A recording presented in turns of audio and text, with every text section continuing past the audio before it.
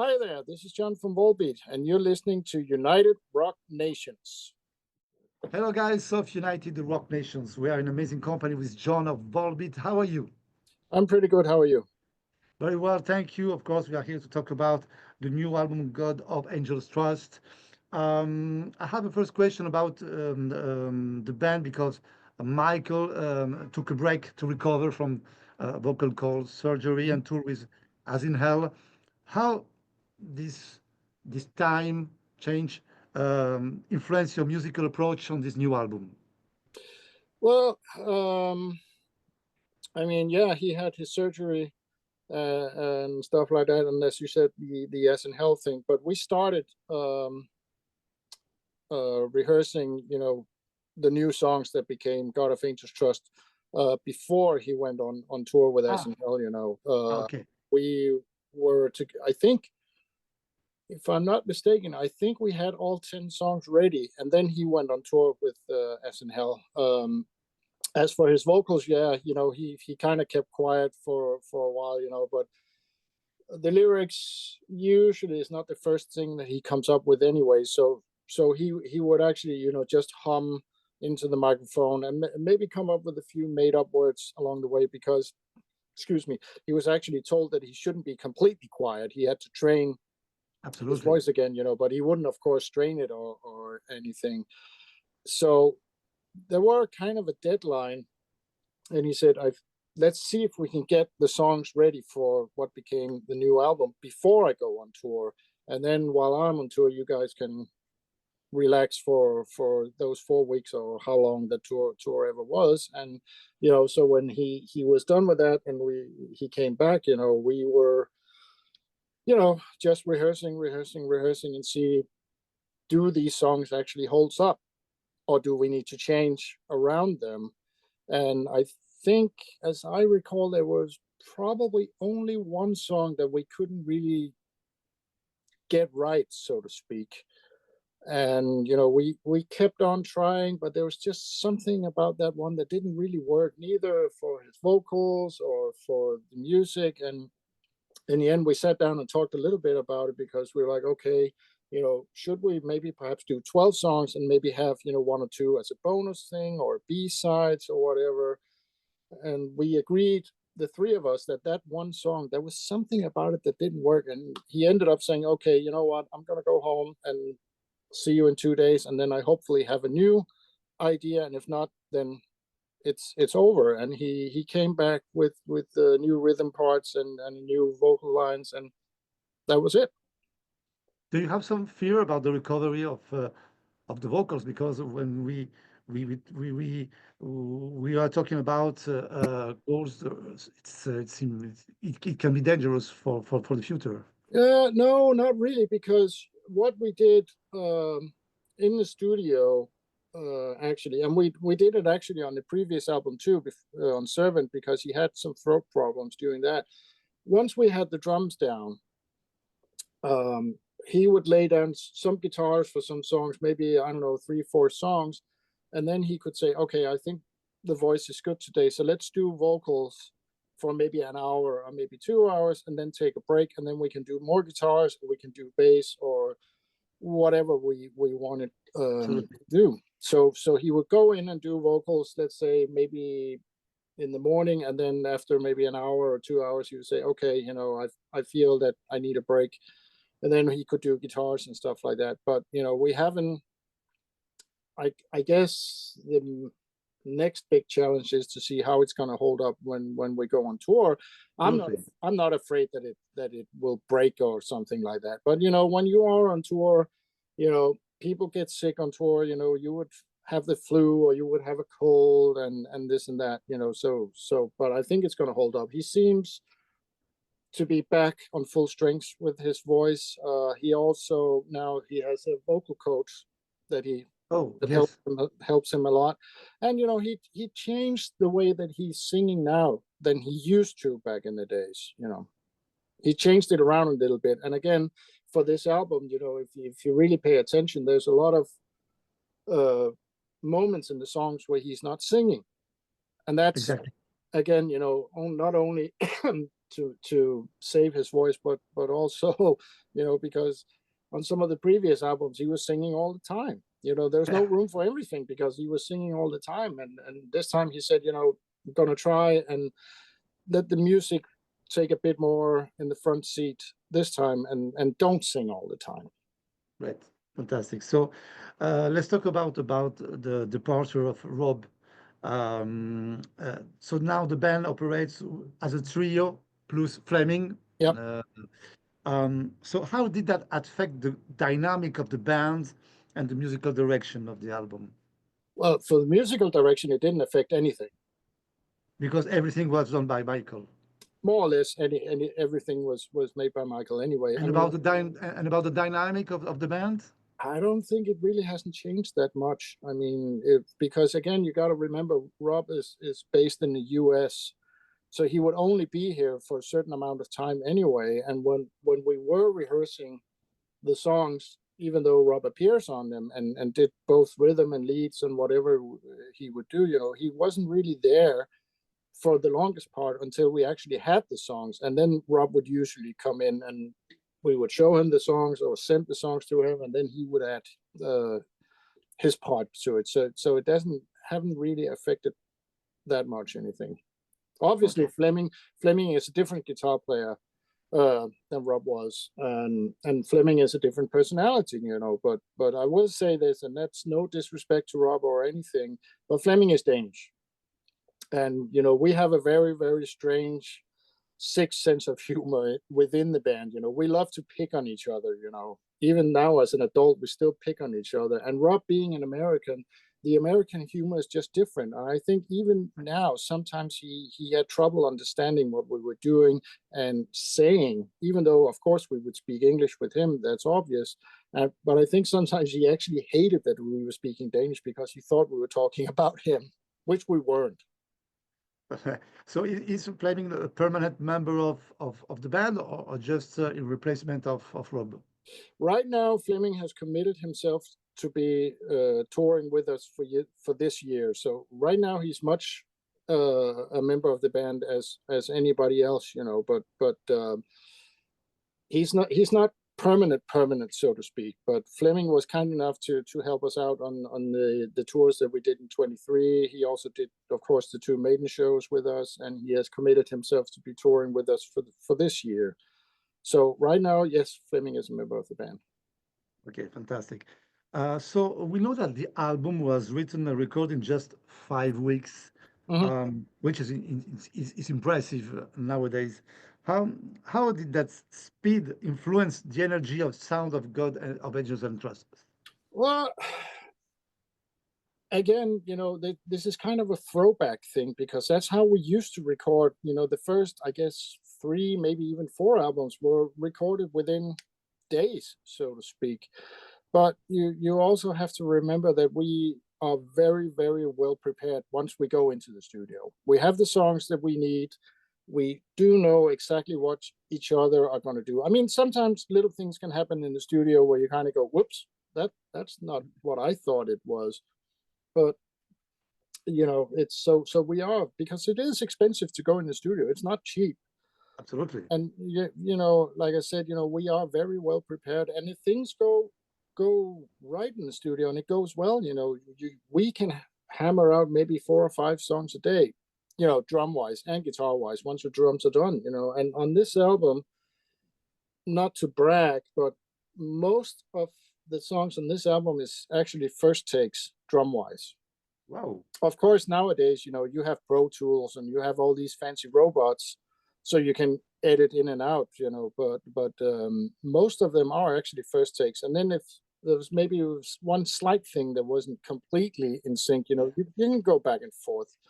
But that was another idea that we also had, was to make it sound a bit more loose than some of the previous albums. We wanted it to sound more organic, and that actually again stems from the As in Hell album, because they kind of recorded that album that way, a little bit more loose. If things weren't 100% correct, but it sounds 100% correct, leave it. And we told our producer Jakob that we said we want to go back to have a bit more loose, bit more organic, perhaps a bit more live type of feeling to it. So all your fancy robots, don't use them unless you really have to. Let's try and make it sound a bit like a band is playing live in the studio. Of course, we're not playing live, and that was one of the ideas. And as for editing the drums, there are, if you really pay attention to it, you might hear a crack that's not supposed to be there, but it's like, yeah, this sounds good enough. Let's just leave it. Fantastic. So let's talk about the lyrics of the new songs. I don't know if you can talk about it because I think that's Michael that Yeah. that puts all of the lyrics. But what are the main topics you talk about on this new album? If you can have some ideas. uh some of it are, some of it are a bit more personal to him than others. I mean, Lonely Fields is based around, not only a dream that he had, but also childhood memories of him and his father, going out to the cornfields and pick out corn, because his father had birds. So they would go on weekends, they would go out in the cornfields and pick corns, and he based it around, so kind of like that, and a dream that he had. Some of it, like the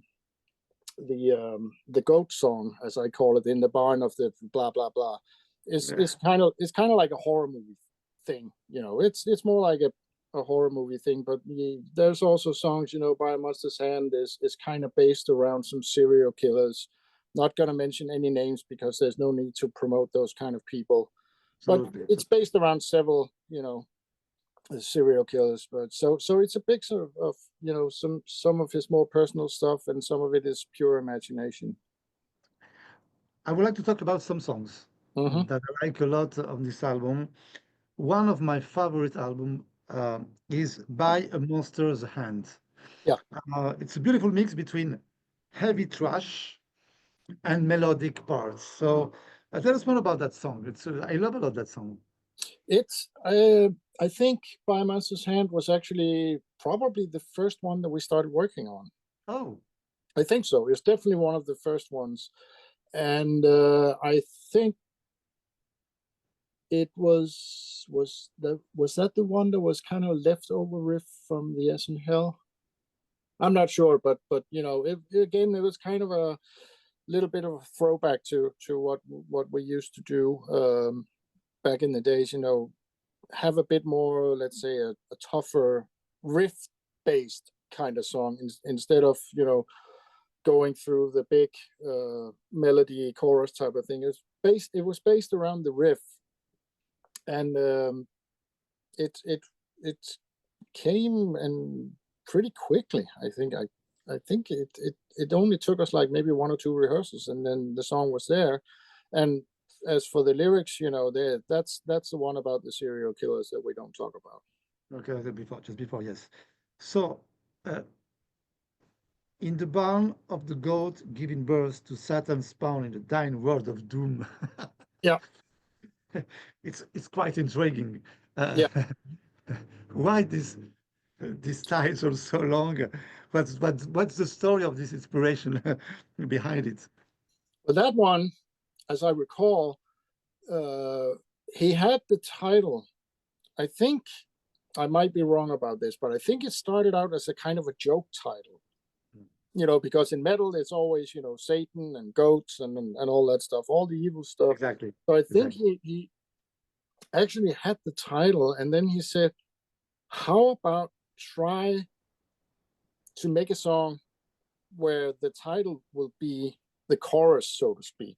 How about no chorus, but let's build the song up, and then instead of, usually you would have the title in the chorus and you would sing, in the blah blah blah blah, but of course you can't really say it because it's way too long." So he said, let that be the focus once we get to it.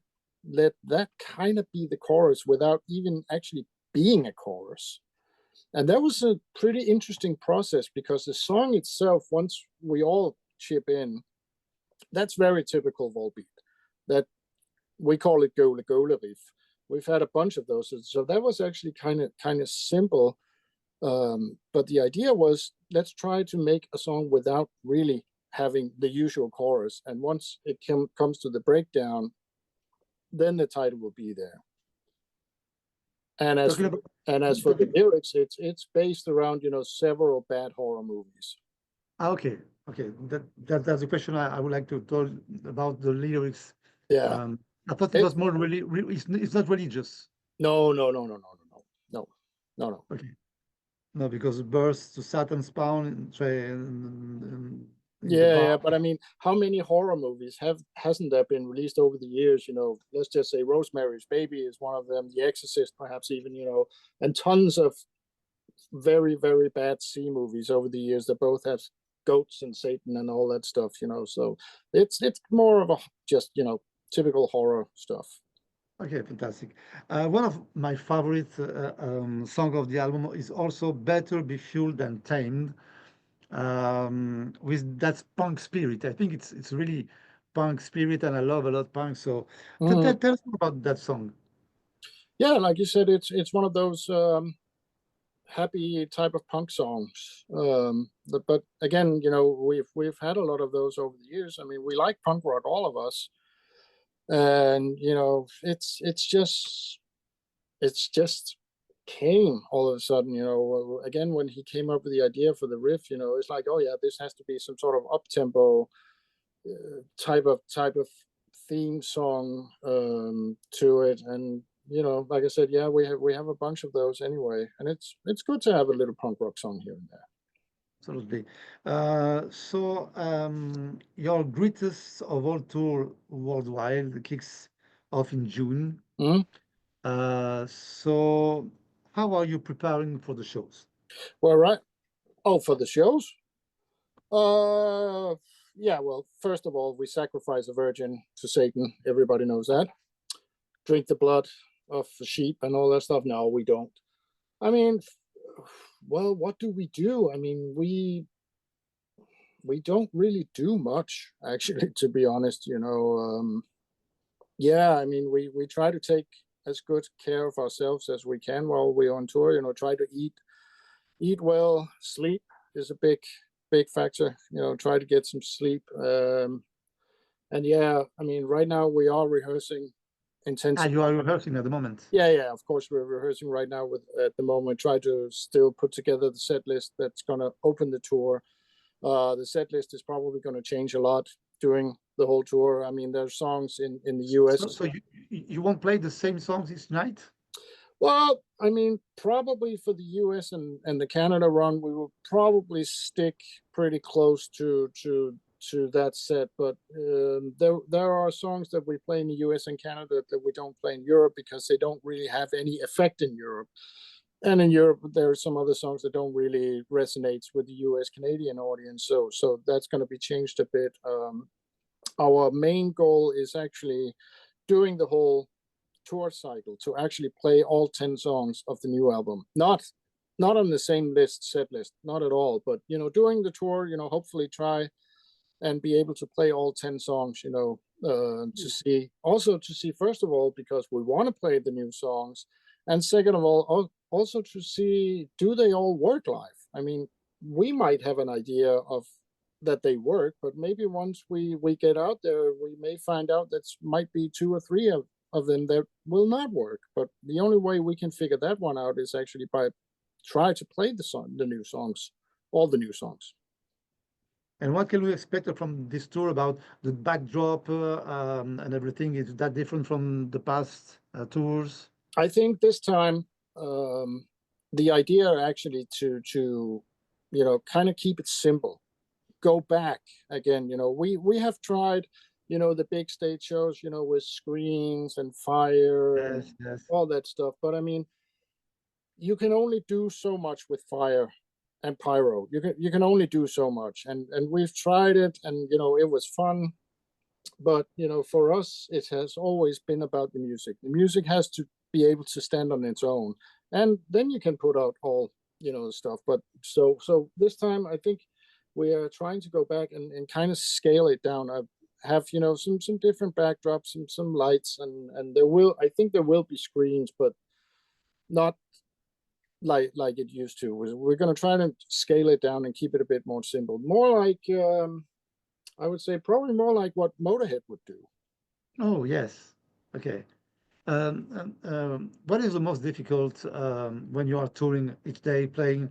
What is the most difficult thing when you are touring every day in a city, then another day in another city, then playing each night? Is it difficult? What is the main difficult? Not being able to sleep. Actually, that's because sleep is actually a huge part of it. If you don't get any sleep, your body will shut down eventually at the end. So sleep is a big factor. I mean, I kind of like the idea of going from city to city. I mean, we don't get to see very much of each city, actually. Usually we don't. I mean, if we have maybe an hour or 2 hour during the day when we're not doing anything and it's possible, yeah, we will head into whatever city we're in, to maybe just to grab a cup of coffee, or walk around, or anything like that. But apart from that, yes, like I said, sleep is very important to all of us. And of course, even though we bring out our wives every once in a while, it's still, we go out and be rock stars, and they stay at home. Okay, fantastic. Thank you very much for all this information about the new album, God of Angels Trust. It's a really good album. Thank you. Really, thank you for this very beautiful music. Thank you very much, John, and we hope to see you very soon here in France, touring. Well, We we will be are there. we are playing in Paris, so We will be there to see you. No problem. good, good, good. Thank you I like very much.